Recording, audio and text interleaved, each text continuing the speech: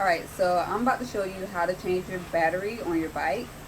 I'm changing my battery on my 05 R6. Alright. You know, like a grease monkey right now. But anyways, so to change your battery on your 05 R6, what you want to do is make sure your starter relay is out the way. You're going to always start with the negative. You're going to, if you can see that, you're going to unscrew this screw right here, loosen it up. Alright, so once you loosen that up, you're going to take your cord here and make sure it's out the way, don't hit any metal. There's going to be actually a little square nug in here that you want to make sure you don't drop, because it's going to be a pain to darn get it. So once you have that loose, then you can move on to the positive. You're going to do the same thing. You want to make sure this cord, out the way. Unscrew it. You're going to take off this positive cord right here. Make sure it don't hit any metal. Make sure you catch your square screw right here. You don't want to lose that. Then you're going to take it out, replace the battery, charge it, whatever you need to do. What do you do before you replace the battery? Take it to an auto store to make sure the battery is still good, if it needs some charging, or if you need to replace it. Now once you do have that information, then this is when you come back and you can replace your battery, or either with a new one or the one you currently just took out. And what you have to do is, starting with positive this time, you're going to take your screws and you're going to put it through this little cord right here, and then you're going to make sure your washer is right here up against this screw right here. Then you're going to connect it through your positive cord. Then you're going to take your square nug and you're going to make sure it's inserted, and you make sure it's hooked on before you can tighten it. And the way you can make sure it's hooked on is, if you can move this will move as well. Sometimes you have to hold it at the same time to make sure it's hooked on there, and you can just tighten with your fingers.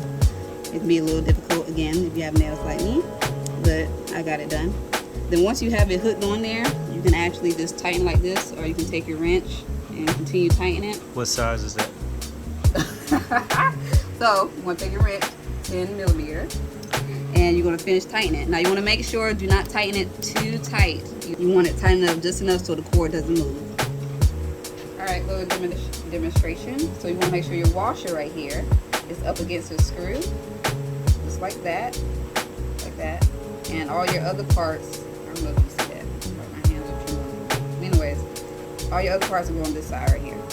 Alright, so after you do the positive, you'll move on to the negative and basically do the same process. Make sure you start really out. You're going to make sure you're holding up against your square nut so your screw can go all the way in. Make sure your washer, again, is right connected to your screw. And then after that, after your washer, that's when your negative cord can go through.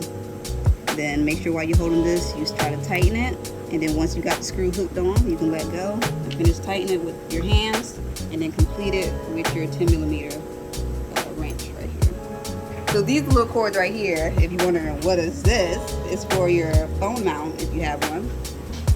Charging phone mount. It's for your charging phone mount. So most bikes won't have it. So most bikes do not have it, but if you do have a charging phone mount on your bike, you more than likely will have it.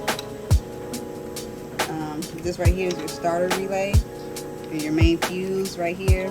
So when would you ever need to check your main fuse? So the reason why you need to check your starter relay, the main fuse right here, is you turn on your bike and it doesn't turn on, no lights, nothing's going on. So you want to definitely check right here. One of the ways that you can check if it is a blown fuse, you see this little U. I don't know if you see that little U. Now if that's broken, then that's the way that you know it's blown. So after you finish checking your battery and all that good stuff under the seat, this is how you want to put your seat back on. You want to make sure it's lined up correctly. That's the start. And then you see these two little holes. That's what your screw is going to go through. I'm just going to put it through like this. And then you're going to go ahead and tighten it.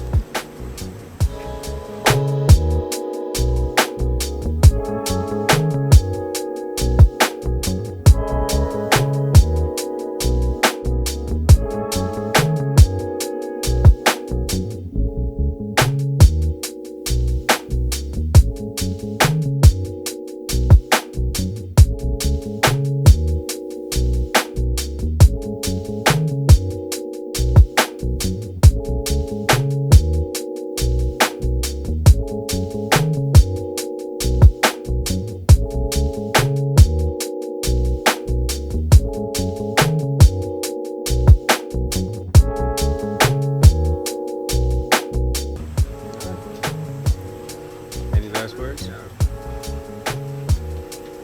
Alright, that's how you put your seat back on.